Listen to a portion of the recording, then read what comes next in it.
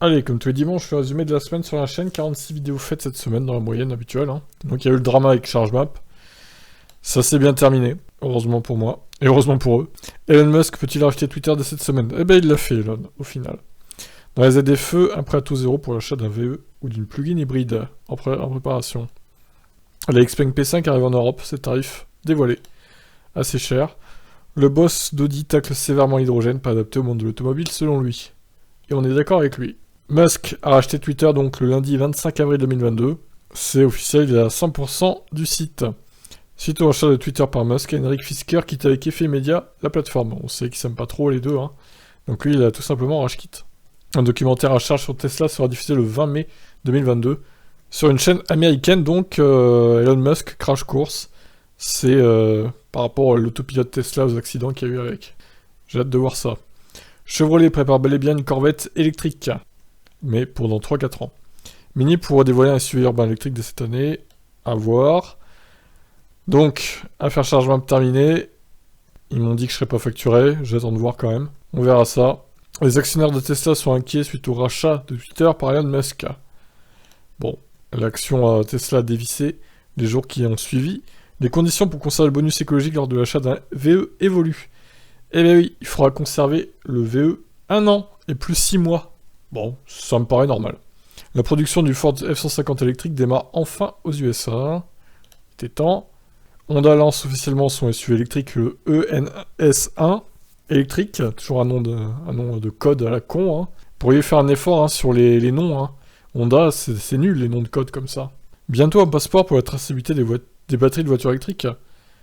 Pourquoi pas, il y a un passeport pour tout maintenant. L'Inde refuse l'importation de tous les modèles Tesla venus de Chine. Ça, c'est assez incroyable comme news. Tout simplement, l'Inde, tant qu'il n'y a pas d'usine Tesla dans leur pays, ils refusent d'importer des véhicules Tesla neufs pour les vendre. Incroyable. Chez Tesla, les occasions sont parfois plus chères que les voitures neuves. Alors ça traite des USA, mais on voit aussi que les prix d'occasion en Europe et en France ont bien augmenté ces derniers temps. Renault prévoit une centaine de Mégane électriques sur Roland-Garros cette année. Partenariat entre les deux. Musk, la prochaine fois, j'achète Coca-Cola pour remettre de la cocaïne dedans. Ouais, il a dit ça sur le ton de la plaisanterie, évidemment, pour faire le buzz, comme d'habitude. L'Arabie Saoudite commande pas moins de 100 000 Lucid Air. L'Arabie Saoudite qui est un actionnaire de Lucid Motors. Procès Tesla Solar City, un juge du Delaware donne raison à Elon Musk. Les annonces Le Bon Coin, comme toutes les 2 semaines. ABB signe un gros contrat avec Shell Recharge pour l'installation de bornes de recharge. ABB, c'est un très bon fabricant de bornes. Hein. Pour le coup. Alors, la Formule E dévoile la 3e génération de sa monoplace de course avec un design surprenant. Très pointu, très anguleux. On dirait le Cybertruck, mais en version course, quoi. C'est assez spécial. Hein. Je sais pas trop si j'aime ou pas. Il faudra voir les différentes décorations des équipes. Mais bon, en tout cas, les performances sont au rendez-vous. Pour cette Gen 3. A-Waze, une nouvelle version du U5, donc, pour adopter les batteries échangeables Ivogo. Bon, vous savez mon amour pour cette marque. Hein. On me le reproche assez. Ah, tu n'aimes pas A-Waze? Pourquoi tu fais du A-Waze bashing? Bah, je préfère A-Waze que Toyota, mais j'avoue que A-Waze, je préfère MG largement, quoi, comme marque chinoise. Après, voilà, hein, chacun ses goûts. Hein, je trouve leur véhicule assez moche. Voilà, ça n'engage que moi, encore une fois. Electra, la charge rapide de 150 kW, arrive dans certains parkings Indigo. Pourquoi pas? Kia EV6, alors, Automobile Magazine, hein, qui a publié des consos et des autonomies délirantes. Pour la Kia EV6, la Ioniq 5, etc. Toujours les mêmes. Toujours les anti-VE de base. Primaire. La Polestar 2 reçoit une plus grande batterie, mais toujours interdite en France. Ça, c'est ballot. Merci Citroën. Hein. Musk vient de vendre plus de 4 milliards de dollars d'actions Tesla. Incroyable. Musk, qui fait joujou avec la bourse. À cause de la hausse des prix de l'électricité, cette ville réduit la fréquence des passages du métro. J'ai oublié des mots, là. Oh là là, terrible. Ah mais je peux pas... Ah putain. Bon, c'est ça, hein, on peut mettre que 100 caractères. Du coup, sur les titres, c'est pénible. Hein. Bon, tant pis. Une étude démontre que les pneus des voitures électriques rejettent beaucoup d'émissions polluantes. Et oui, les voitures électriques plus polluantes que les thermiques, ça vous voulez l'entendre. Hein. Mais ça n'arrivera pas. Hein. C'est juste pas possible en fait. Un 3e bus électrique de chez Bolloré a pris feu en région parisienne. Alors ça par contre, c'est assez inquiétant. Les bus Bolloré qui sont des bombes à retardement en fait. Sur 150, il y en a 3 qui ont pris feu déjà. Hein.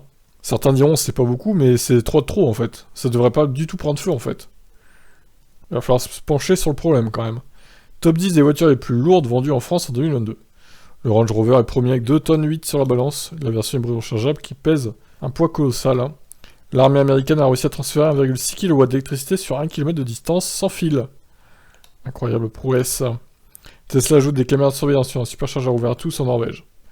Pour étudier, je pense, les différentes marques, les différents modèles, comment ils se branchent, etc. Tesla US et Canada ont finalement inclus un chargeur mobile à l'achat d'une Tesla jusqu'au 28 avril. Maintenant, c'est fini. Volkswagen annonce vouloir installer jusqu'à 5000 bornes rapides d'ici fin 2024 en Europe. Les modèles 3 et modèles Y en tête des ventes de voitures électriques en mars 2022 en Europe. Donc ça, c'est le classement full électrique, hein, on est d'accord. Et le modèle 3 serait rentable en moins de 3 ans par rapport à une BMW 320i thermique. Ça, c'est encore l'Automobile Magazine qui a frappé. Le débat qui fait rage, doit-on garder sa vieille thermique jusqu'au bout de sa vie ou passer à une électrique neuve? Vous avez été très nombreux à réagir évidemment sur cet article. Ensuite, la Wiseman Thunderball Roadster électrique qui va coûter une fortune évidemment, vu que c'est un constructeur vraiment qui produit à très petite échelle des modèles luxueux. Ensuite, on a le Kia e-Niro Plus, une version spéciale taxi et VTC du Kia e-Niro qu'on connaît tous, qui a été légèrement modifié pour les éventuels clients. C'est l'ancienne version, c'est pas le nouveau Kia Niro du coup. Ensuite, une vingtaine de Ioniq 5 alimentent une partie d'une ville des Pays-Bas grâce à leur batterie et grâce à de l'énergie renouvelable.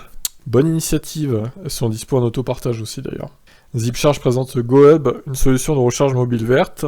Et enfin, donc, on termine la semaine avec la Model 3 qui est la voiture la plus vendue en Europe, toute énergie confondue au mois de mars 2022.